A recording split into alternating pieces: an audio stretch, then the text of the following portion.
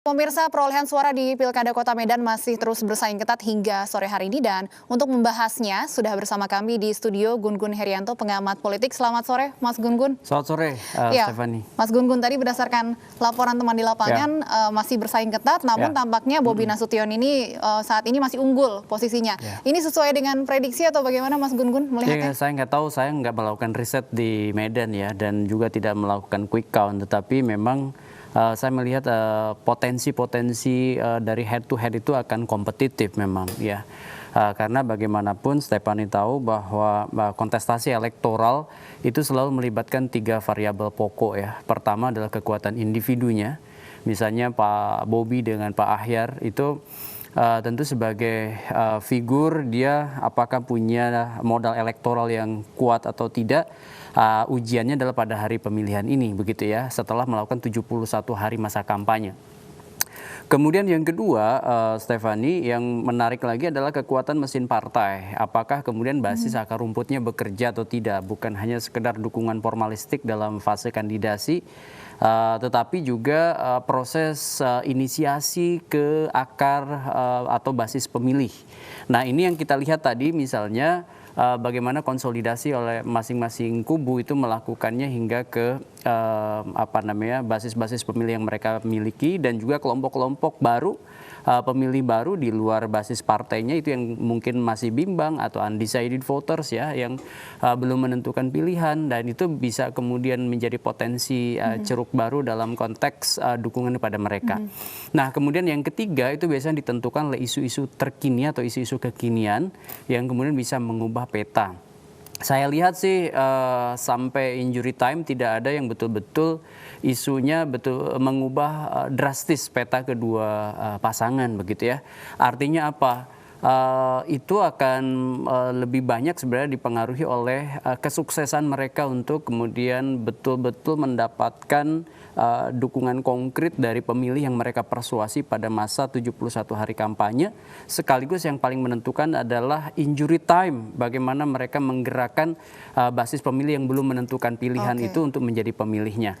Kalau kita lihat angka quick count yang masih fluktuatif, saya pikir mungkin sebentar lagi kita juga bisa lihat apakah kemudian mengerucut konsolidatif, namanya itu dalam quick count itu mulai solid stage ya, berada di fase yang mungkin solid, dimenangkan oleh siapa. Itu berapa jam setelah? Ya, kalau pilkada sekupnya seperti Medan ya mungkin harusnya sih bentar lagi udah bisa nih ya. Sudah mulai terlihat? Iya. Harusnya sih di jam 2:30 atau jam 3 ini suara harusnya sudah bisa mulai konsolidatif atau solid stage tadi ya. Kan biasa setelah mengambil sampel di TPS itu yang disebut dengan stage of brainstorming ya, di mana masih belum acak, polanya masih acak, masih siapa bisa menang, tetapi kemudian masuk ke fase yang kedua, stage of consolidation, suara itu mulai konsolidatif. Itu dalam perspektif akademik mungkin setelah angka itu cukup bisa dihitung secara presisi, tetapi masih mungkin ada daerah-daerah potensial besar dengan pemilih besar yang bisa mengubah Kalau seperti di Medan peta. dengan hanya 2 pasangan calon ini, masih mungkin ada kejutan-kejutan di detik-detik akhir, Mas Harusnya Gun-Gun? sih kalau udah detik akhir tidak lagi ada kejutan ya. Karena kan ambil sampel TPS-nya juga berbeda dengan nasional ya. Yang mungkin seperti suara di provinsi tertentu yang bisa mengubah konfigurasi. Tetapi kalau di satu kota Medan gitu aja harusnya sih 2:30, maksimum jam 3 itu semua udah bisa terprediksi. Ini tapi bukan suara resmi, namanya quick count. Ini pendekatan akademik untuk memprediksi sekaligus juga menjadi kontrol sebenarnya terhadap real count-nya KPU. Baik, gitu. Mas Gun-Gun, menarik kalau tadi salah satu faktornya adalah kekuatan mesin partai. Seberapa besar sebenarnya kemudian pengaruh jumlah partai yang mendukung paslon tertentu terhadap hasil akhir? Untuk konteks Indonesia, bicara konfigurasi hubungan parpol dengan pemilih itu memang tidak terlalu kuat ya, artinya party ID di Indonesia kan masih sangat lemah gitu ya. Artinya misalnya Stephanie bagian dari satu partai tapi belum tentu pilihannya merepresentasikan pilihan partai gitu terkait dengan pasangan calon yang didukungnya di pilkada. Nah, itu seringkali terjadi. Oleh karena itu maka bukan hanya sekedar misalnya pada saat proses kandidasi itu ada klaim misalnya dukungan jumlah kursi representasi DPR-nya itu lebih besar dibanding kandidat lain sebenarnya. Tetapi harus ada proses penguatan basis struktur atau sebut saja infrastruktur partai untuk kemudian mengonsolidasikan suara melalui dua cara. Satu cara pendekatan struktural partai, karena partai kan punya instrumen, misalnya di Kota Medan itu kan ada kepengurusan, dan itu bagaimana pengurus itu sampai ke ranting-ranting itu bekerja untuk pemenangan. Itu pendekatan struktural. Yang kedua, pendekatan lintas sektoral, artinya bukan hanya memanfaatkan mesin partai, tetapi pola untuk menggunakan hubungan yang sifatnya lebih bisa menjangkau basis-basis di luar partai. Contoh misalnya ormas, organisasi kepemudaan, kemudian basis masa basis organisasi-organisasi tradisional seperti budaya, ya. Termasuk juga menurut saya kelompok-kelompok yang selama ini masih wait and see. Misalnya nih, di Kota Medan ini kan khas dari kota nih, seperti Kota Medan, Surabaya gitu ya, Depok. Itu kelompok basis pemilih rasionalnya cukup lumayan gitu ya. Yang kemudian biasanya belum mau menunjukkan atau belum mau mengekspresikan pilihannya pada saat survei-survei dilakukan gitu. Kalau kemudian Party ID tadi tidak terlalu, bisa kita katakan tidak terlalu kuat berpengaruh terhadap hasil akhir, apa sebenarnya kemudian yang bisa membuat salah satu kandidat ini bisa dikatakan lebih kuat? Apakah tadi pendekatan ke ormas-ormas dan kelompok di luar partai politik? Sebenarnya tidak akan pernah ada faktor tunggal dalam kemenangan seseorang, tetapi patternnya gitu ya. Dalam membaca kemenangan itu biasanya sih faktor-faktor yang dominan itu pertama bagaimana dia mampu menyolidkan dukungan minimum pendukung partai, ya. Itu sebagai modal elektoral pertama, karena kan mereka pasti punya basis pendukung. Nah, kalau itu tidak bisa dipegang untuk kemudian dengan optimal, tentu kan bisa aja partainya dukung siapa, tapi kemudian di TPS kader-kader partai mereka milih siapa. Itu bisa kemungkinan terjadi. Nah, makanya harus dijagain dengan cara misalnya mengonsolidasikan kekuatan partai. Yang kedua, tadi udah saya jelasin, faktor kemenangan itu juga ditentukan seberapa dia meyakinkan pada basis pemilih yang sebetulnya masih wait and see tadi. Contoh misalnya di Kota Medan, pasti jumlah kelompok yang belum menentukan pilihan itu prosentasenya masih lumayan kan. Nah, saya nggak tahu terupdate terakhir berapa, tetapi menurut saya itu bisa digerakkan atau tidak untuk kemudian menjadi basis pemilih baru dari pasangan kandidat yang bertarung. Nah, yang terakhir sebenarnya adalah bagaimana manajemen isu, manajemen konflik, kemudian juga persuasi di akar masyarakat kelas bawah ya, yang itu kemudian meyakinkan atau tidak, terutama dalam konteks mendorong mereka untuk datang ke TPS dan memilih si pasangan. Mas Gun-Gun, kalau kita membahas Tangerang Selatan nih, ini menarik ya, karena ketiga pasangan calon ini semuanya bisa dikatakan memiliki faktor nama besar di belakang mereka. Bagaimana melihat pertarungan di Tangerang Selatan nih, Mas? Ya, Tangerang Selatan ini salah satu tempat yang berpilkada dari 270 daerah yang menonjol nih. Kenapa menonjol? Karena sedikit berbeda dengan sebelum-sebelumnya. Di Tangerang Selatan hari ini pilkadanya kompetitif ya. Kalau kita lihat komposisi pasangan calon aja misalnya Stefani, kita bisa lihat merepresentasikan sebuah persaingan yang sangat ketat. Contoh misalnya perpaduan antara kekuatan rujukan, reference power ya, itu dengan birokrat berpengalaman. Semua pasangan punya itu. Contoh misalnya pasangan nomor urut 1 gitu ya, Muhammad Saraswati. Nah, itu Pak Muhammad itu kan lama menjadi sekda ya. Itu artinya birokrat di situ. Kemudian kita tahu dekat dengan Prabowo. Kemudian pasangan 2 Bu Siti Nurhalizah misalnya, itu juga mengantongi reference power dari nama besar Pak Ma'ruf Amin. Selain juga tentu bagaimanapun kekuatan tradisional yang lama kemudian berafiliasi gitu ya dengan Pak Kiai Ma'ruf Amin, dan itu juga menjadi reference power ya Tapi Pak Ruhamaben sebagai wakil, dia juga punya pengalaman teritorial di Tangsel karena pernah menjadi wakil ketua DPRD sekaligus direktur salah satu BUMD di situ. Nah, pun demikian pasangan nomor urut 3 ya, Pak Muhammad Dafni ini kan petahana dan lama menjadi birokrat di Tangsel, termasuk terakhir menjadi wakil wali kota bersama Bu Airin.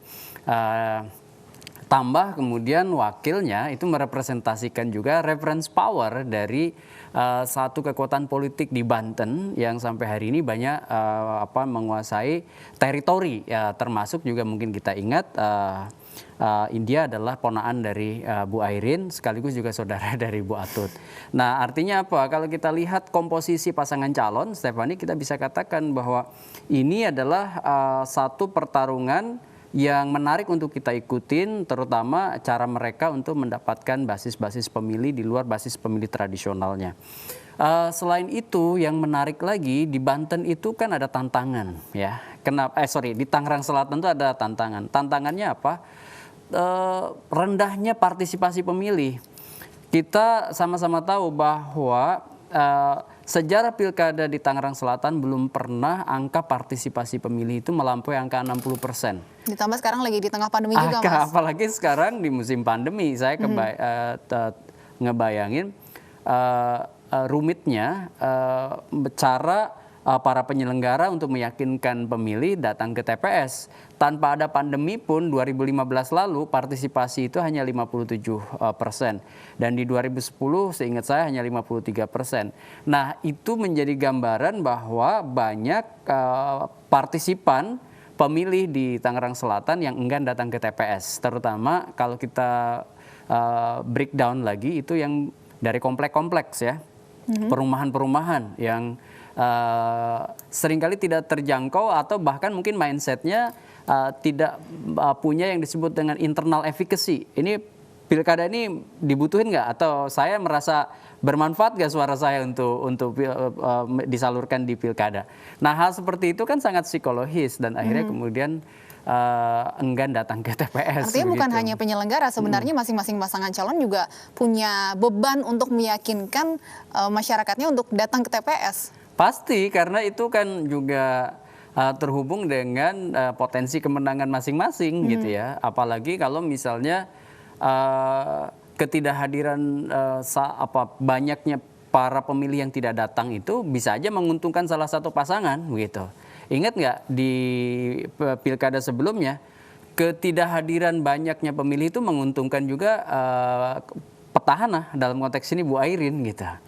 Nah, itu bisa sangat mungkin terjadi gitu ya, ketika misalnya banyak potensi-potensi pemilih yang harusnya kemudian menjadi basis pemilih pasangan nomor urut 1 atau pasangan urut 2 misalnya, karena tidak datang menguntungkan pasangan nomor urut 3 begitu. Oke.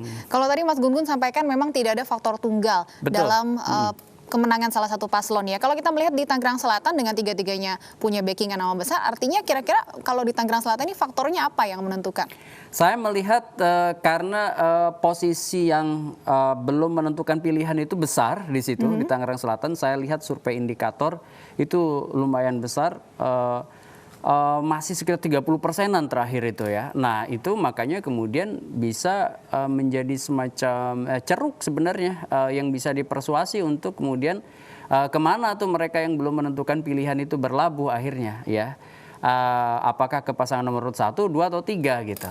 Nah, Stephanie, menurut saya selain basis pemilih baru terutama yang belum menentukan pilihan, itu juga bagaimana memastikan orang-orang yang kemudian punya potensi untuk memilih salah satu pasangan itu untuk datang dulu ke TPS, ya kan? Betul. Ya kan, kalau kemudian selama 71 hari dipersuasi, kemudian mengiyakan, mengamini, kemudian mendukung, tapi pada hari hanya tidak datang, TPS, ya gimana? Itu kan bisa mungkin dia hanya klaim aja kan bahwa saya didukung oleh sekian persen di survei-survei, tapi ternyata realitasnya tidak datang ke TPS gitu. Baik, ini berdasarkan hasil quick count sementara di Tangerang Selatan, Mas Gun-Gun data masuk 65%, ini paslon nomor urut 1 37% dan paslon nomor urut 3 39% ya. Oke. Masih bersaing sangat ketat paslon 1 dan paslon 3. Oke, nomor urut 2 berapa? Nomor urut 2 untuk sementara berarti sekitar 20-30% juga, Mas Gun Gun. Ya. Ya, ini kan kalau 60% masih belum kita sebut sebagai solid stage, ya nanti di 70%-an itu suara udah mulai tuh akan stabil. Jadi udah 70 apalagi 80% ya itu menurut saya suara udah mulai stabil. Berarti kalau 65% masih bisa berubah. Masih bisa kan tadi kan yang masih di angka kisaran 30%-an semua kan, meskipun ada yang 39%. Nah, artinya kita melihat bahwa proses ini masih berlangsung, kita tunggu untuk kemudian tidak melakukan penyimpulan prematur hingga suara itu paling tidaklah serendah-rendahnya 70% atau bagus lagi kalau 80% udah masuk penghitungan cepatnya. Sehingga kemudian tanpa sampai di angka 100% pun sebenarnya tendensi kemenangan udah bisa kita baca mengarah ke siapa. Oke, gitu. ini kan paslon 1 dan paslon 3 selisihnya 2% ya. 2% itu selisih yang bisa dikatakan iya, masih terlalu kompetitif. Close to call ya. Oke, berarti masih harus menunggu minimal setidaknya sampai tadi 70% suara masuk ya. Iya, 70% bagus-bagus lagi, kalau udah 80% baru kita kemudian agak pede untuk kemudian membuat simpulan kira-kira di quick count ini siapa yang versinya quick count siapa yang menang gitu. Baik, kita masih harus menunggu tentunya hasil quick count ini, dan juga hasil quick count pun belum bisa merepresentasikan, masih harus menunggu real count-nya. Penghitungan suara dari KPU. Ya, Mas Gun Gun, menarik bahwa dari 3 paslon yang tadi kita sampaikan masing-masing punya backingan nama besar, tapi di sini justru yang didukung punya backingan Prabowo Subianto bahkan wakil presiden. Ini justru yang masih unggul, sementara ini adalah paslon yang bisa kita katakan ikatan keluarganya ini yang lokal atau punya teritori kalau tadi Anda sampaikan. Bagaimana Anda melihat ini, Mas Gun Gun? Iya, memang ini Banten nih khas, termasuk Tangerang Selatan gitu ya. Kenapa? Karena mengakarnya satu kekuatan dinasti politik Bu Atut ya, and family gitu. Karena itu kan juga Serang kan, ini yang bertarung di Tangerang Selatan juga putra dari penguasa Serang gitu ya. Baik. Ya, jadi Stefani, saya melihat begini sih. Sebenarnya memang penguasaan teritorial dengan model afiliasi politik pada kekuatan sosial tradisional itu menjadi penentu kemenangan-kemenangan yang didukung oleh dinasti Bu Atut di Banten. Termasuk juga saya lihat kemenangan Airin dulu di Tangerang Selatan. Sekarang apakah itu berulang? Kita lihat dulu, tetapi potensi itu kembali menguat sebenarnya ya. Artinya kalau kemudian menang lagi, saya pikir sudah ada semacam justifikasi nih bahwa kemenangan itu disumbang dari penguasaan basis teritorial, terutama pendekatan sosial tradisional, akar rumput. Kekuatan sosial tradisional yang saya maksud adalah kekuatan ormas keagamaan, organisasi kemasyarakatan, organisasi kepemudaan, begitu ya. Yang itu kemudian lintas partai, lintas sektoral, bahkan mungkin itu lebih menyumbang suara signifikan dibanding institusi partainya sendiri, begitu. Faktor partai politik tidak terlalu kuat di Tangerang Selatan. Ya, harusnya kan kalau dari parpol kekuatan dominan itu ada di nomor 1 ya, karena dukungan pada kandidat nomor 1 Muhammad dan Saraswati itu konfigurasi DPRD-nya paling tinggi kan 23%, 23 betul 23%. Nah, itu artinya menurut saya harusnya menjadi sebuah kekuatan yang lebih dominan dibanding misalnya pasangan nomor urut 2 dan pasangan nomor urut 3. Iya kan? Nah, suara blocking partai itu menurut saya lebih dominan di 1. Oleh karena itu kita bisa simpulin bahwa sebenarnya kekuatan partai kerap kali tidak berkorelasi positif dengan banyaknya suara pemilih di TPS. Itu sudah terbukti di beberapa pemilu pilkada ya. Tetap kembali lagi ke karakteristik dari masing-masing wilayah ternyata, Mas Gun Gun. Iya, betul. Baik, betul. Mas Gun Gun, terima kasih banyak Sama-sama, sudah hadir bersama kami di iNews hari ini. Semoga sehat selalu, Mas Gun Gun.